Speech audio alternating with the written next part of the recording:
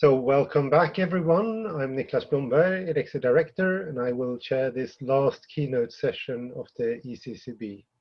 So I think many of us are now familiar with the ECCB going virtual, and so I just like to personally thank the Barcelona team for keeping ECCB running also this year. My only brief housekeeping item is to remind everyone to write questions into the Q&A, and I will then read them out loud during the discussion after the keynote. So with that, it's my great pleasure to introduce Professor Londa Schiebinger as the ECCB keynote speaker, the last keynote this year. So Londa Schiebinger is the John L. Hinz Professor of History of Science at Stanford University. She's also an elected member of the American Academy of Arts and Sciences. But most importantly, she's an international recognized authority on gender in science, and I think we all look forward to your talk, Londa. She's been writing the background, giving the keynote for a United Nations expert group on gender in science and technology. And actually, she is the first woman to receive the Alexander von Humboldt Prize in the field of history. And so today we have the privilege of having you here at the ECCB. So please, everyone, join me in welcoming Londa Schiebinger, and I really look forward to your talk this afternoon, Londa. Good morning from Stanford University. It's 7:30 a.m., so here I am. I'm delighted to be part of this conference. I love Barcelona. Next time you have it in Barcelona, I love to come. Beautiful city. Today, we explore gender innovations. And let me get my slides going here. I'll share my screen. Not one of my slides. Okay. Today, we explore gendered innovations. Gendered Innovations was produced through a large international collaboration involving the European Commission, the US National Science Foundation, and Stanford University. We've now expanded into South Korea, South Africa, Japan, with forays into Brazil and Argentina. Gendered Innovations was founded in 2009 and has brought together 200 basic scientists, engineers, and gender experts across the European Union, Canada, and the United States. And we've also expanded into Silicon Valley with a series of tech roundtables for industry leaders such as Google, Facebook, and the like. Gendered Innovations is about integrating sex, gender, and intersectional analysis into the design of research at the beginning. The operational question is, how can we harness the creative power of sex, gender, and intersectional analysis for discovery?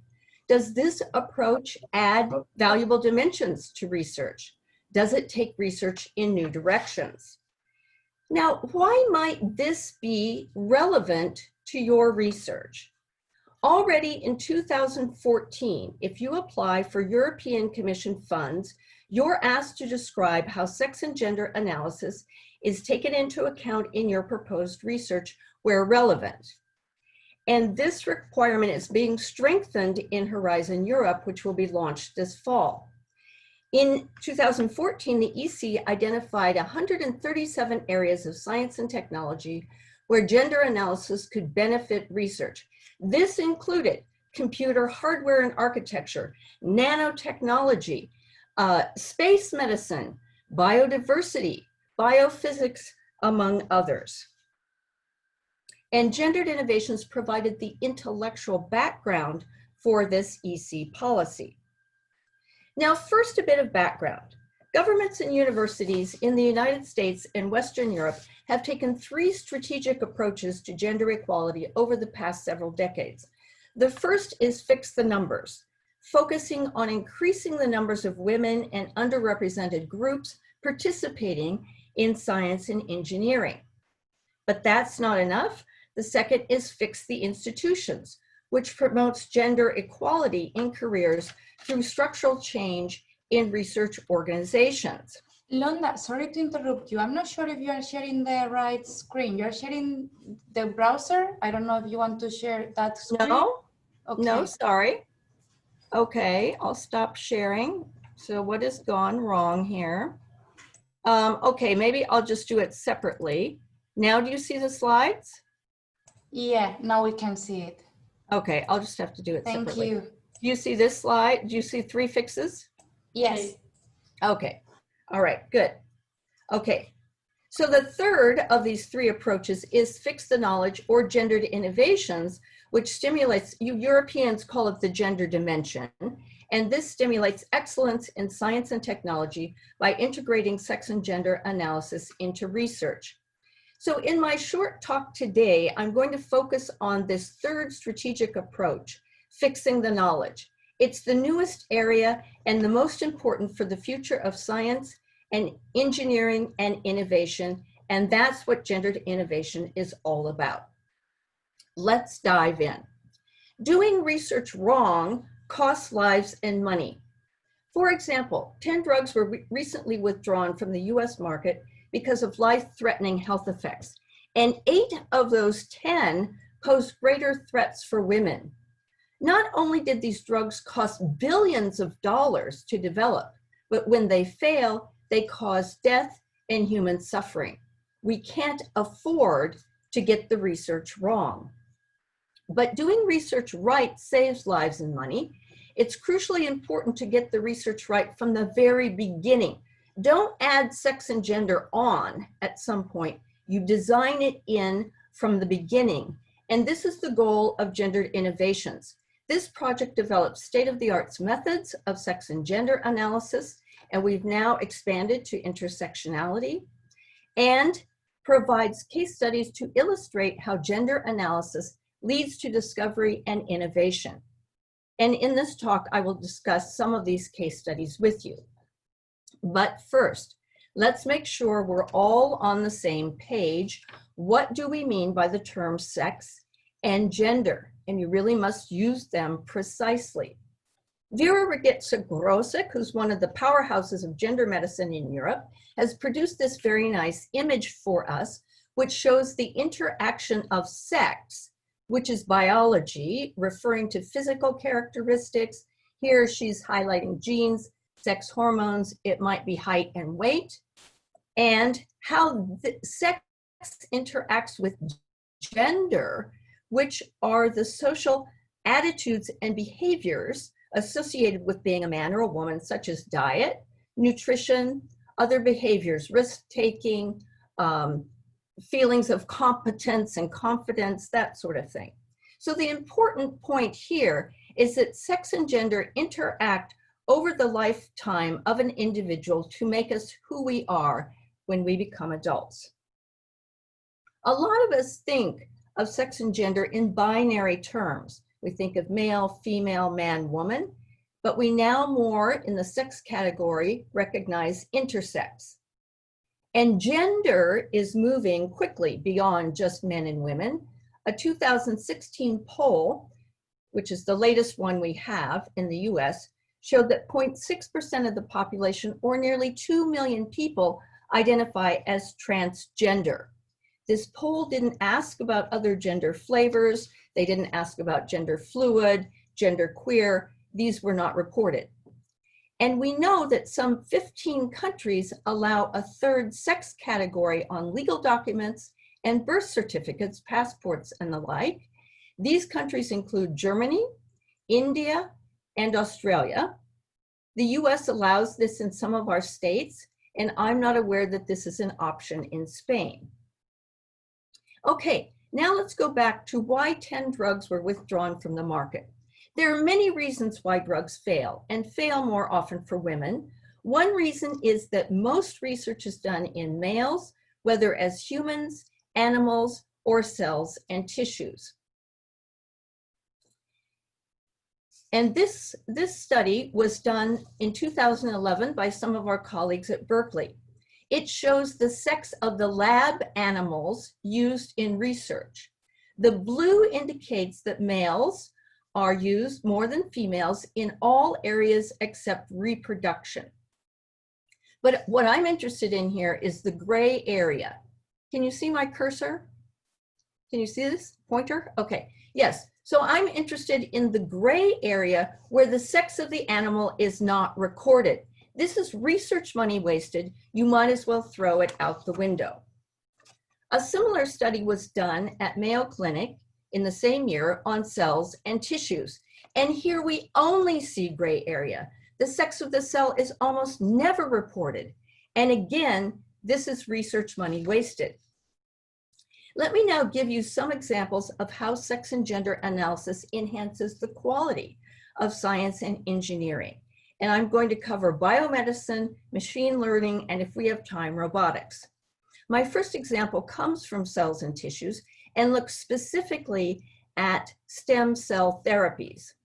So now I'm going to be very bold and attempt to go to my website to show it to you live. Do you see the website here? No? Here we go. Let's try again. And do you see this website, Orange Trees? Yes. Yes, okay, great. We are Stanford. We should be able to do these things. Okay, so I want to take you to stem cell. Now, this is our website. It's full of all kinds of resources and information. We have all of our methods here. You can click on any of them and see them. Terms and checklists and our case studies that I'm talking about are here in these buckets of science, health and medicine, engineering, and environment. And right now, I'm going to talk about stem cells and go to this particular case study. Why might the sex of the cell be relevant? Research shows that there are sex differences in the therapeutic capacity of stem cells. And this slide shows stem cells taken from muscle tissue and indicates that the female cells are more regenerative or active than the male cells, shown here. Yet, very few researchers consider the sex of the cell, which can lead to failed research. An international research team from Norway and Australia worked with stem cells in mice. In their experiment, they appropriately used male and female mice. So using both males and females in basic research is excellent design, but they used all female stem cells, and this was an unconscious and arbitrary decision. This means that in the discovery phase, they did not see anything unique to male stem cells, nor did they detect important differences in function between male and female cells. The result of not considering the sex of the stem cell was that their male mice died and they didn't know why. They thought maybe a postdoc had made a mistake. When in doubt, blame the postdoc. But eventually, through a gendered innovations workshop in Norway, the team realized that they should consider also the sex of the stem cell. And they found that sex matching of donor and recipient, so male to male and female to female, yielded the best results. But of course, you have to look at all the possible combinations before ruling anything out. But of course, it's never that easy. We have a method called analyzing factors intersecting with sex. And in this case of stem cells, these factors may include the cell type, the disease being treated, and other variables, whether those are hormonal, immunological, or environmental. Now, it's not enough to analyze sex in a static way, as I've been showing here. Let me stop this share and go back quickly to my slides.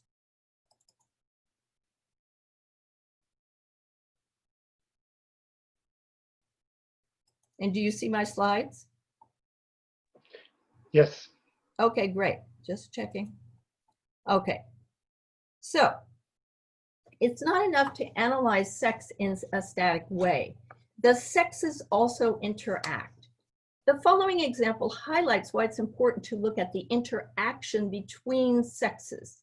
Anne Bernay's lab at Stanford studies aging, and they wanted to know how an individual's longevity is affected by the opposite sex. And here's what they found. In the nematode C. elegans, the presence of males accelerate the aging of individuals of the opposite sex, in this case, hermaphrodites. In other words, hermaphrodites die at a younger age in the presence of males. And they labeled this male-induced demise. Now, in animal research, males and females in the lab are often studied separately, but in the wild, the sexes coexist, and this may influence their longevity. So what kills the unsuspecting hermaphrodites? It's pheromones released by males.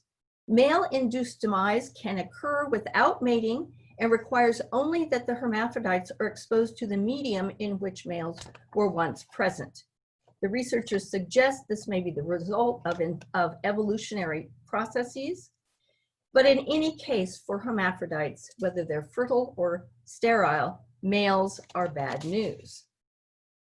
Now, a second example, and here I want to show you the intersection between the sex of the lab animal and the sex of the researcher doing the study. An important study by Zorg et al. Discusses the impact of experimenter sex. This example focuses on pain. The researchers induced pain in mice and rats, and what they found is amazing. They found that rats and mice don't show their pain to men researchers. And this is really important because the researchers are studying sex differences in pain response. So animals don't show their pain when a man is in the room as compared to an empty room, but they do show their pain when a woman is in the room. So then the experimenters got really interested and they tried all kinds of conditions. They put a man in the room, they put a woman in the room, they had an empty room, they put a chair in the room, they put cardboard cutouts of people in the room.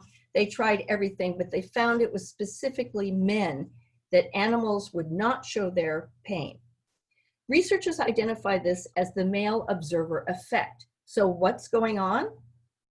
It's not how the researchers act or how they handle the animals, though that can be a factor. What is it? Again, the animals smell the men. They smell the male pheromones. According to Jeff Mogul, whose lab this came out of, this phenomena may throw into question all prior research, all prior results from pain research. So it is so important to study sex as a biological variable across the lifespan in all its complexity that biomedical journals such as The Lancet require sophisticated sex and gender analysis when selecting papers for publication.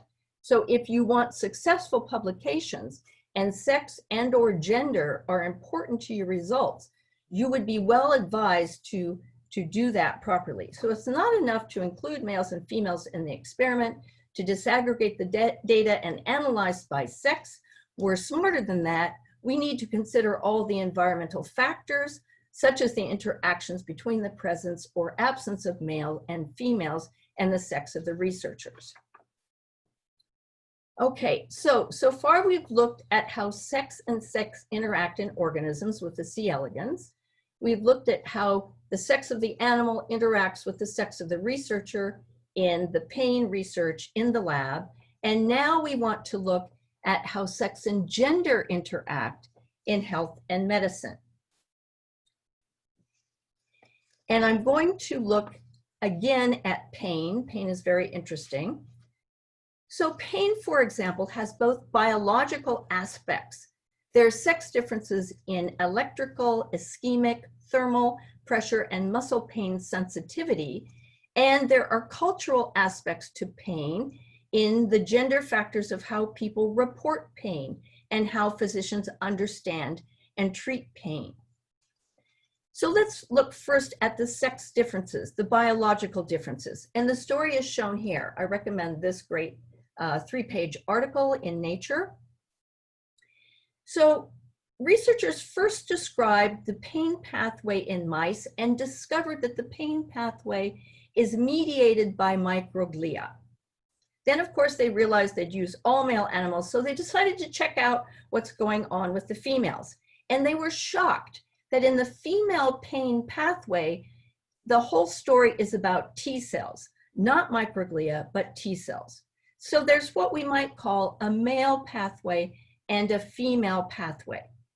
but not so fast. Other factors determine the pathway, such as age and hormone level. Males lacking testosterone, so let's say older males, switch over to the female pathway, while females lacking T cells or that are pregnant switch to the male pathway. So it's not clear that sex is all that binary. It might be better conceptualized as multidimensional, with the dimensions consisting of genetic components, hormonal levels, age, and etc.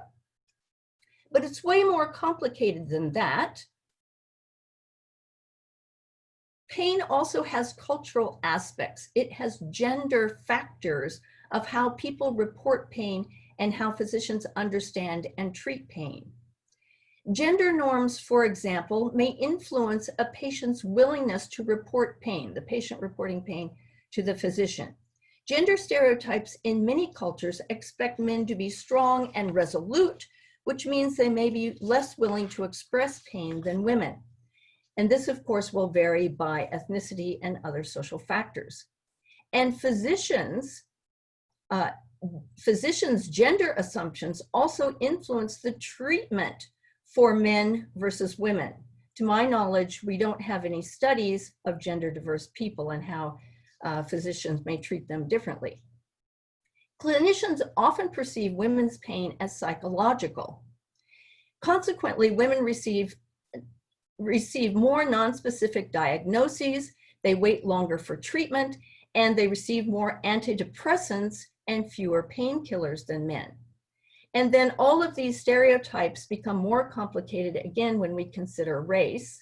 In the United States, US physicians reportedly believe that Black people do not feel pain as acutely as white people, and consequently Blacks are less likely to be prescribed pain medication than whites. So those are the basics about, I could go on about sex and gender in biomedicine, but I want to move on to machine learning, where we can see other aspects. Examples of gender or ethnic bias in machine learning are now well known, and so I want to zoom through a few of these. Let me start with Google search. In Google search, men are 5 times more likely than women to be offered ads for high-paying executive jobs. Why is this? What's wrong with the Google algorithm? It's the data. The data embodies the human bias, and the human bias is that men are on average paid 20% more. Women are paid 80% of what men are paid. And so the algorithm is programmed to get the best ad to the best person.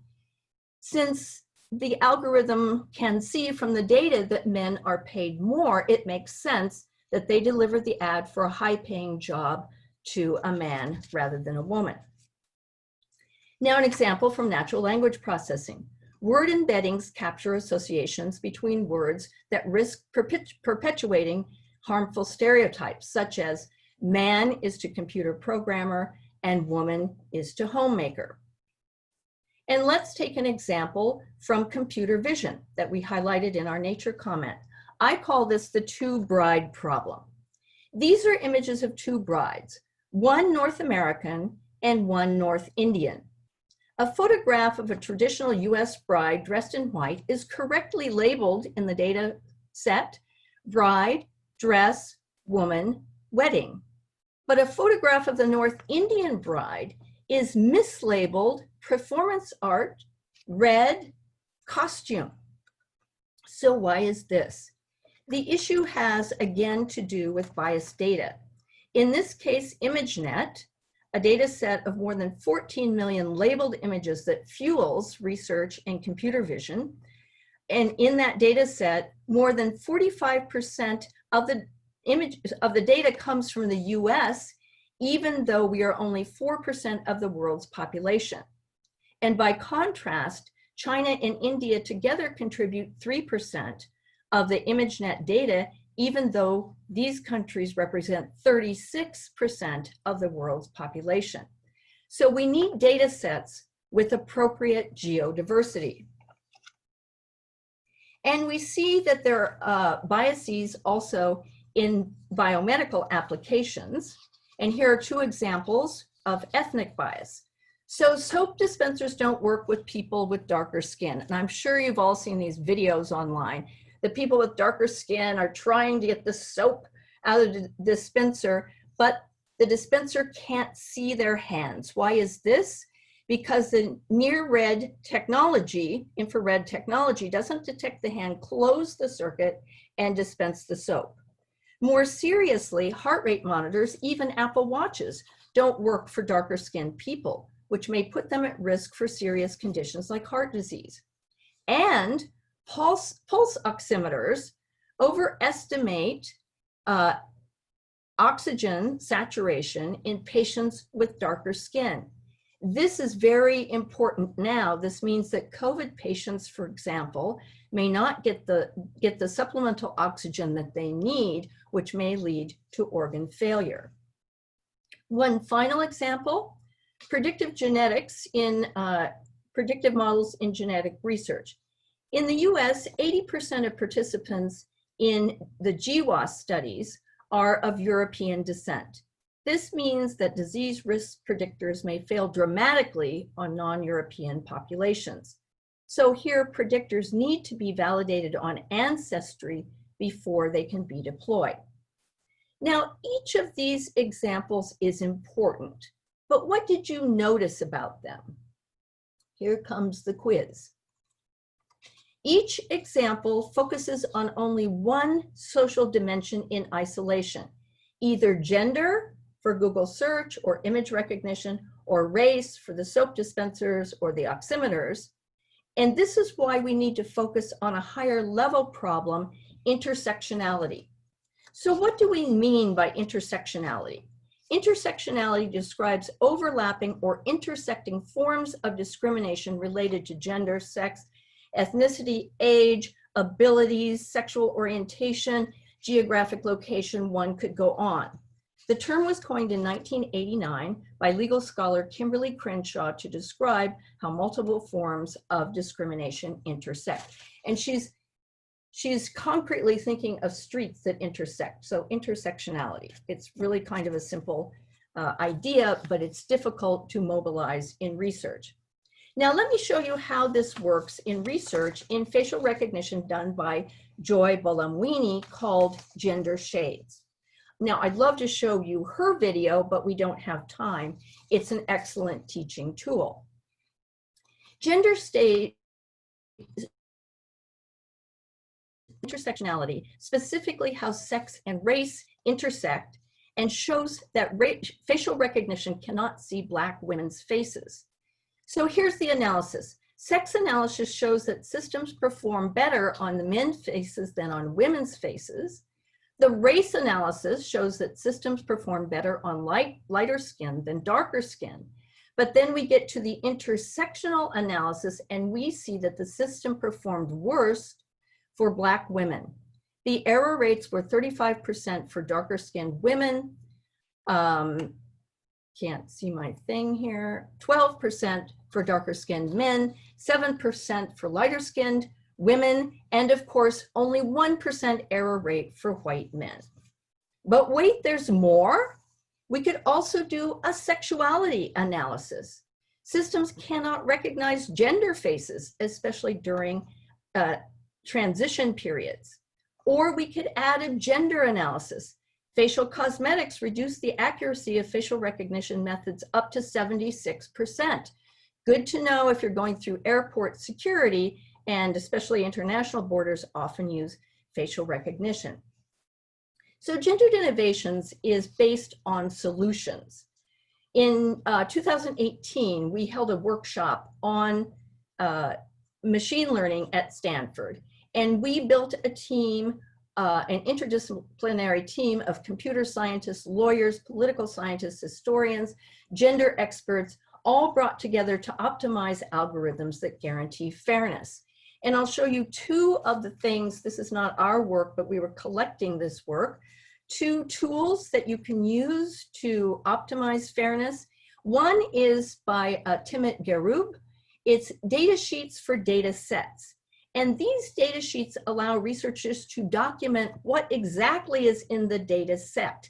how data were collected and annotated, and the recommended uses, and so on. As we saw in my examples, so many of the problems come from human bias embedded in the data set, and this is an attempt to overcome that. Now, another type of fix is for the algorithms. When you cannot control your data, when you cannot improve your data and get it right, then you may have to intervene at the stage of with your algorithm. And James O, my colleague, has collected a lot of these tools. I happen to like this multi-accuracy auditing, which allows for improved fairness and accountability of predictions. We have summarized these solutions in several places in our case study on the website, Machine Learning. You find it under the engineering bucket. Our team has written 2 Nature articles, one on AI can be sexist and racist, how can we make it fair? And then a large summary perspective called Sex and Gender Analysis Improves Science and Engineering. And then I was delighted to find the article from one of your, from your community by Davida Criello et al. And I highly recommend this article to you. We've invited Davida and others to prepare a case study with us to go on the website. Okay, last example. I'm now going to shift to social robots and quickly talk about assistive technologies that are becoming deployed very rapidly for the elderly, for kids with autism and the like. And yes, the robots are coming. So robots are designed in a world alive with gender norms, gender identities, and gender relations. Humans, whether designers or users, tend to gender machines because in human culture, gender remains a primary social category. Many robot designers and specialists in human-robot interaction argue that the human tendency to project human social cues, including gender, onto artificial intelligence may help users engage more effectively with the robots. But there's a danger here. As soon as users assign gender to a machine, stereotypes follow. Similar to what I've discussed in machine learning, the danger is that gendering robots may reinforce gender inequalities by embodying current stereotypes. Designing hardware toward stereotypes may amplify those stereotypes into the future. So the challenge for designers is to understand how gender becomes embodied in robots and to design robots that promote social equality. So here we go. Here's Pepper, a very popular social robot produced by the Japanese company SoftBank. You can gender machines. Humans very quickly pick up on the gendering of machines through color, voice, name, anatomy, or personality. So if you put pink earmuffs on this robot, it's suddenly a female. If you put a black hat on this robot, it's suddenly a male. We're very perceptive for any kind of subtle cues. Now voices, I'm very interested in voices. Voices are full of cultural information. And the pitch of the voice indicates whether it's a male, a female, or a child. Lower voices in our culture carry more authority. And Pepper's voice is childish, as are many assistive technology voices. A childish voice is perceived as non-threatening.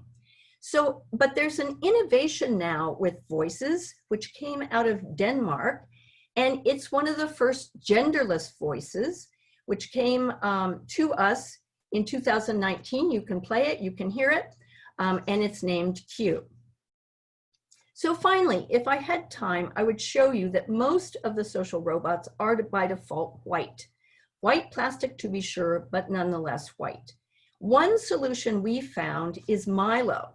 Milo is the only robot we found available in a variety of skin tones. Milo is designed for learners with autism. And because autism affects 4 times as many boys and girls than girls, perhaps this robot is correctly designed as a boy. But it would be important to make a teaching robot for the millions of girls suffering from this disorder. So here we need an intersectional solution, not just a one dimensional solution. So our challenge to roboticists is to create a virtuous circle to intervene in culture to create gender, to create more equalities, gender, ethnicity, any kind of equality. So you see that culture is alive with gender norms, and engineers have the opportunity to challenge those gender norms. And in the way that they develop algorithms and robots, they can promote gender equality, which will influence the users and move on to change the culture and create a more equal culture. Now, I could give many more examples. We have 26 case studies on our website, integrating sex and gender into research design is one crucial component of contributing to world-class science and technology. Considering sex, gender, and intersectional analysis in research sparks creativity by offering new perspectives, posing new questions, and opening new areas to research. You can take advantage of this and make your work both creative and socially responsible. And look for we have 26 case studies now, but in November, or sometime this fall, when the European Commission releases our new book called Gendered Innovations 2, How Inclusive Analysis Contributes to Research and Innovation, we will then have many more, 16 more examples on our website. So I encourage you to watch for this and to incorporate these aspects into your research. Thank you very much. Thank you very much, Londa. That was an absolutely fabulous talk. And we have a few questions. So where can we find a description of males and female gender free of stereotype? Marie-Dominique Deving asks. That's an interesting one, I'm sure. So where can you find a description of gender which is not stereotyped? Exactly. Okay, just a second. I think I'm in the wrong place here. Stop sharing. I wanted to go to my website. Just one second, because I can show you. Yeah, here it is. Okay, see the website? So here under terms, we have the definition of the term gender. Now, we're not going to give you a prescriptive definition of gender that is genderless. We will tell you the components of how gender is developed in a culture. Norms are these unspoken ways that we as cultures function. We can't do everything consciously, so we develop norms or unconscious ways of behaving that everybody understands. It's like language. So gender norms are formed in families, in cultures. They're the things that push in on you. The government makes laws, your workplace makes certain norms, and that's how that works. So gender consists of gender norms, gender identities. This is where you produce your own way of interacting with those norms. You say who you are. And then there's gender relations, which is how it's kind of the power dynamics between different genders.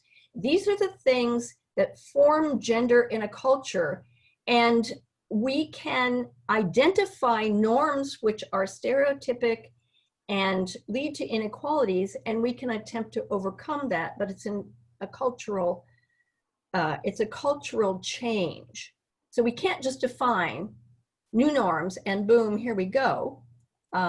But anyway, I think if you read this under terms, I think you'll get a good idea of what gender is, what you would do to change it, and how to avoid stereotypes. So can I ask, so there is time for a few more questions. I just want to let the audience know, but in the meantime, Londa, so as you know, bioinformatics is a field which I think have been traditionally very male. So it's been a very, I mean, as most computational fields, it's mostly male researchers, and many women don't make it very far or move out of the field. It's slowly changing. But if I look at your talk and what you just said, So what are the practical recommendations you would give to us as a community to start to change this and open up the community? Yeah, so I don't have my very clever slide up, but maybe I could go get it because it's important to see here. Well, maybe I can't. Okay, let me say this. There are 3 approaches to diversity. There's team diversity, so participation, who is making the science. There's the diversity of methods, and there's the diversity of questions asked. And all of these work together to create the kind of science we have. Now, most people think, oh, I just have to increase the number of women and everything will be better, women or underrepresented minorities, people who have been traditionally left out, and then I'll get creativity, I'll get new questions, I'll get everything. But we have, Matthias Nielsen and I have a paper in Nature Human Behavior where we define these 3 types of diversity, and the causal directions are not clear. I have now done a new study and found that when the questions change, you get new participants. So I would think that for your community, you need to open up to new questions and new methods. And I think you will find that sucks in new participants. So you can't just keep focusing on, oh, let's mentor women, let's do this. You have to dig down into what the science is doing and see what barriers in the methodology, in the kinds of questions asked, are stopping the women from joining. Okay, that's a very interesting perspective and quite profound, but it's a plea to interdisciplinarity, I think, and a good segue to a question from Nathalie Boulon, who says, how can we include diversity awareness in science? How can we move from science to change social determination? Which I guess is the next step from what you just described. How can we move from science to, I don't quite understand what. How can we include diversity awareness into the science? So I guess that's the step. Yes, well, I would come back to my website. All of our methods here, I mean, do I dare share my screen again? All of our methods here are, these are all the ways that you include diversity in your science, okay? So it goes through the scientific process. When you have to rethink research priorities and outcomes, why are you asking the question you're asking? Who does that leave out? Who does that benefit? You know, what's with this question? Is it because there's just funding in that area? Or is it a question that will truly enhance equalities in society? The next way that you include diversity in your science is to think about concepts and theories. What are the theories you're using? Are they from the 1950s? Are they, I mean, what are the unspoken assumption in these theories, and how might they be blocking certain participants in the science, and how might they be leading to reinforcing inequalities rather than leading to new equalities? The next one is formulating your research questions. Well, are you doing a good job of that? The next one is analyzing sex, and you go through these various, if you're looking at anything biological, you're definitely going to have to analyze sex, any biological organism. So not for physics, not for particles, but for biological organisms. We have 5 easy steps here. These are crucial steps if you want to include sex. And now that the NIH, the US NIH requires sex as a biological variable in any public funded research, there are excellent articles on exactly how you do it, when you don't do it, all those kinds of things. Then we have analyzing gender. How do you include this cultural variable in your work? And then we get more specific. Now we have a lot of new methods coming. One is called analyzing gender and doing gender and intersectional analysis in machine learning. We have a specific method for that. And then analyzing gender and intersectional things in robotics. So we're getting, when the EC releases our new work, you will have very specific methods for a number of things. We have one for a checklist for evolutionary biology, asking about sex, the role of sex in that. So you can do that, you can use the checklists. And if you really look at these case studies, you begin to see how biases are embedded in science where because of our training, we can't see them, but we need to become aware of them. One of my favorites is this haptic technologies here. Well, my favorite used to be the machine translation. So anyway, I think if you study these things, you begin to see how you can recognize bias in science. You begin to see the solutions for overcoming the bias, and you begin to see how the science can contribute to more equalities in society. Thanks, Londa. I think we have what unfortunately needs to be the final question in this amazing session is from Alfonso Valencia. He's one of the organizers, and they've done a lot of work here in Barcelona. And he says, thanks for the talk and thanks for mentioning our paper.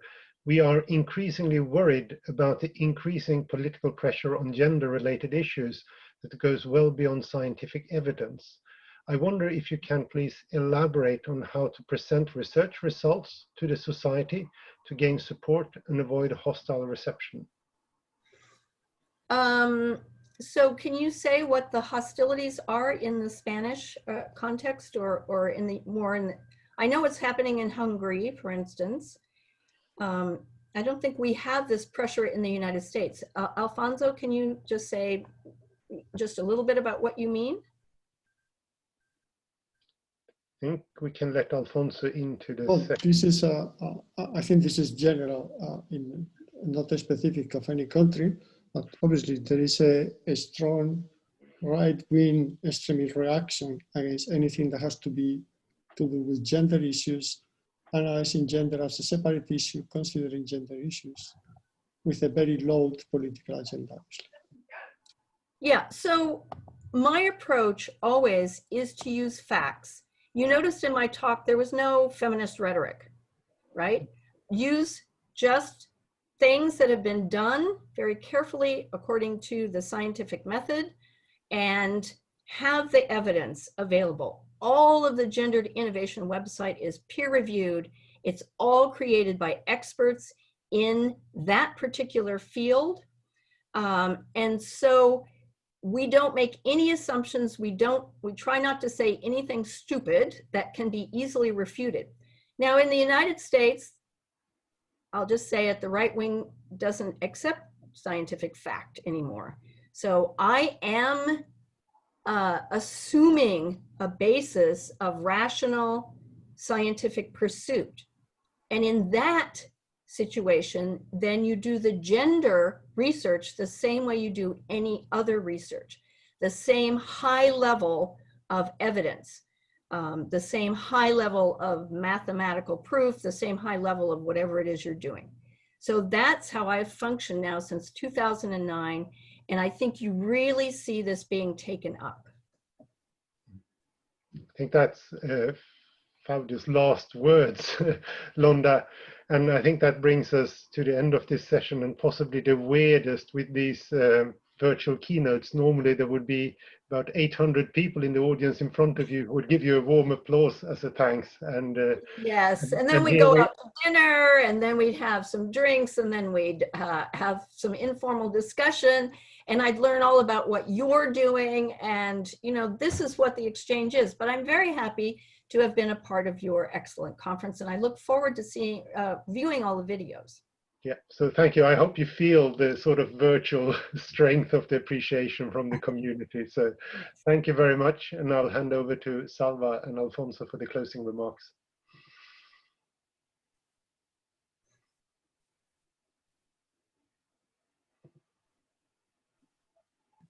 So thanks. So we are ready to, first of all, thanks Londa and Niklas again for the talk and for sharing the session. So we are going to close ECCB 2020 in a very short session, and together with my co-organizer, Salvador Capella.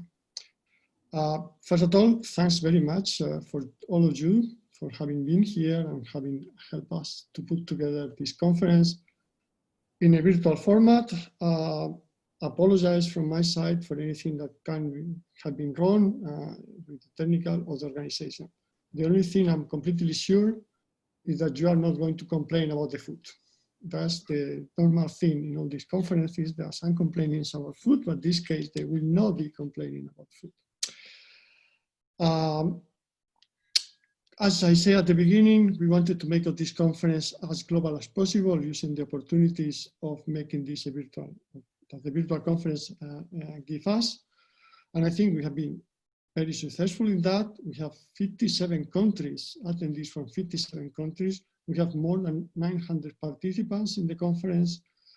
There were more than 350 attendees in average on the keynotes, on the 6 keynote talks that we have. All of them has been exploring very diverse areas of society and science. I think we have a great set of speakers and a lot of interest given the questions.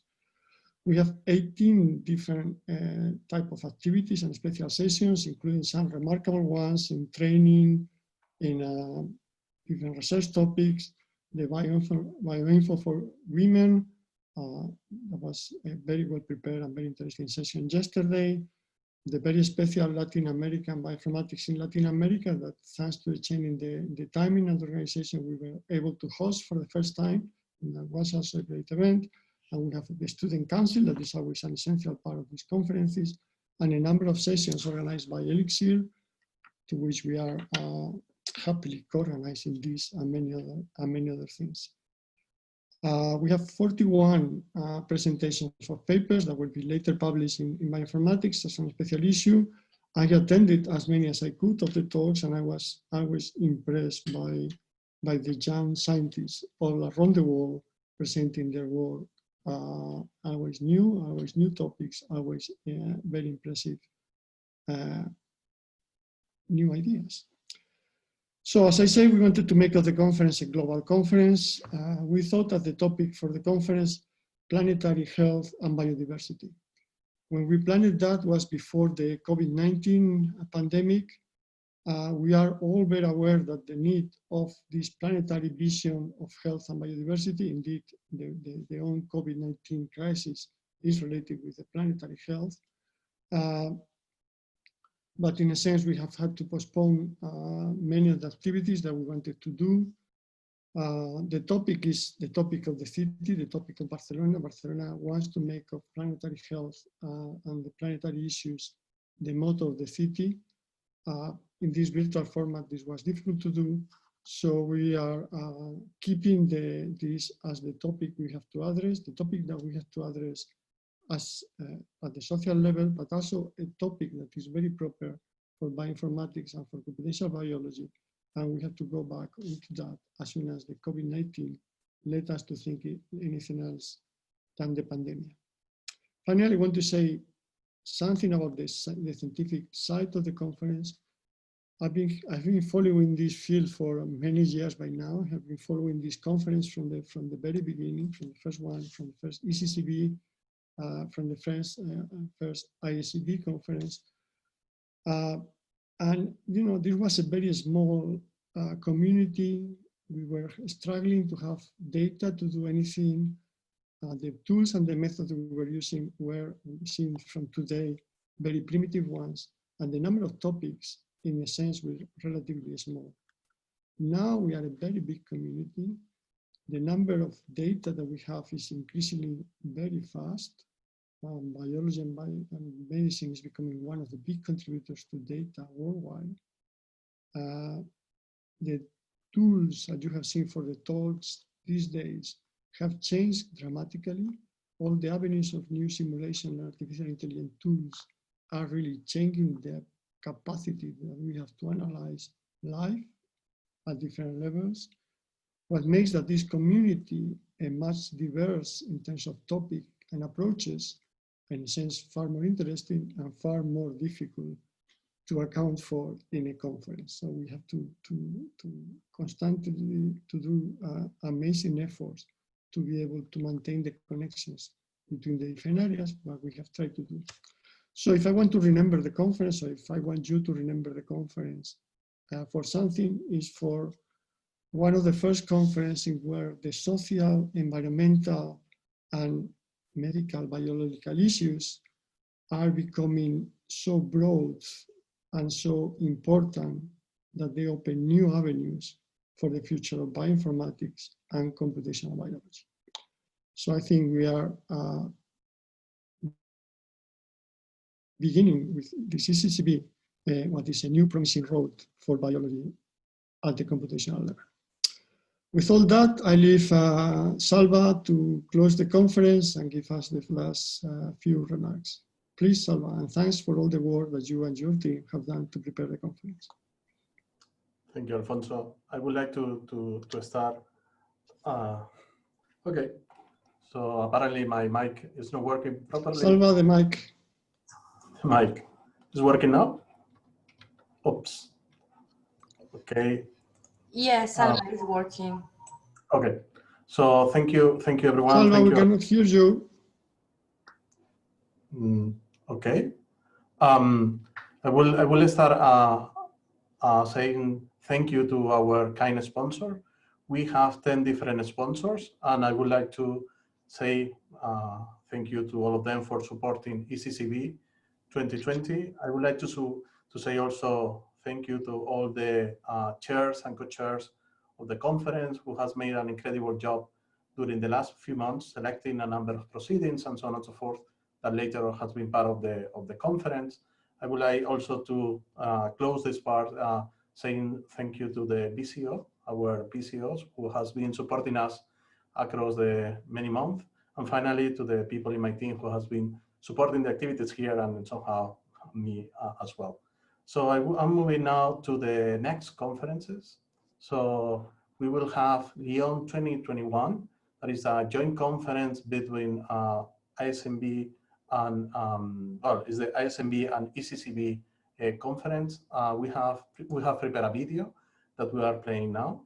So Carmen, please.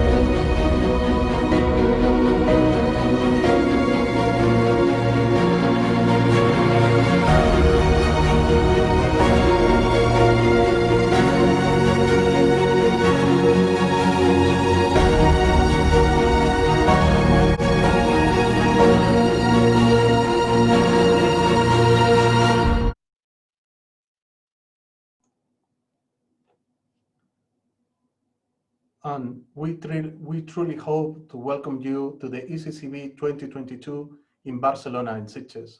So we hope that the circumstances allow us to meet in person and then have this nice interactions among us. Say that, I just want to say goodbye, good continue the day, and I will say have a safe trip back home, but you're already home. Ciao.